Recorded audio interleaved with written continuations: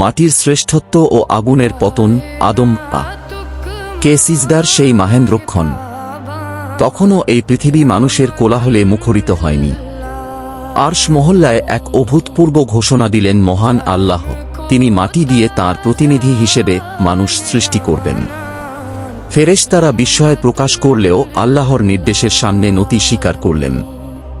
এক জ্ঞানের পরীক্ষায় মানুষের বিজয়। আল্লাহ তাআলা হযরত আদম কে কাদা মাটি দিয়ে অত্যন্ত সুনিপুণভাবে তৈরি করলেন। এরপর তার মধ্যে রূহ ফুঁকে দিলেন। আদম জীবন্ত হয়ে উঠলেন।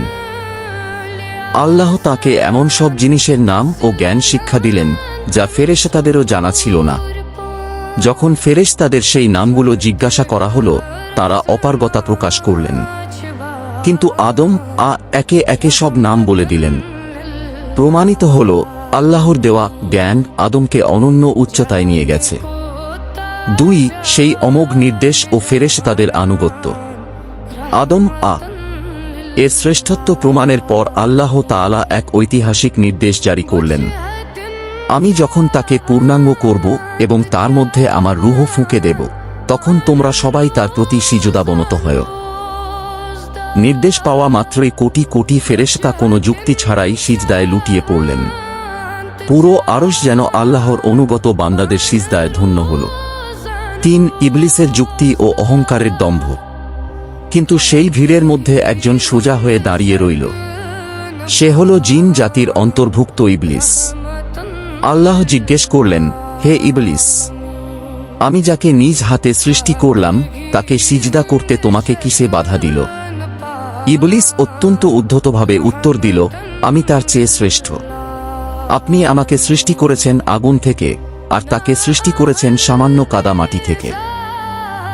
আগুন তো সবসময় ঊর্ধ্বগামী, সে কেন মাটির সামনে মাথা নত করবে?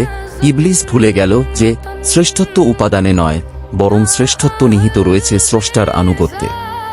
4 অভিশপ্ত বিতাড়ন ও চিরন্তন শত্রুতা।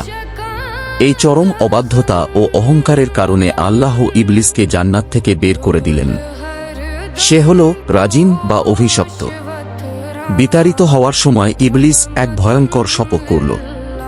সে কিয়ামত পর্যন্ত সময় চেয়ে নিল এবং বলল যে সে আদমের সন্তানদের সারা জীবন ধোঁকা দেবে এবং তাদের সিজদার পথ থেকে সরিয়ে নেবে। গল্পের শিক্ষা।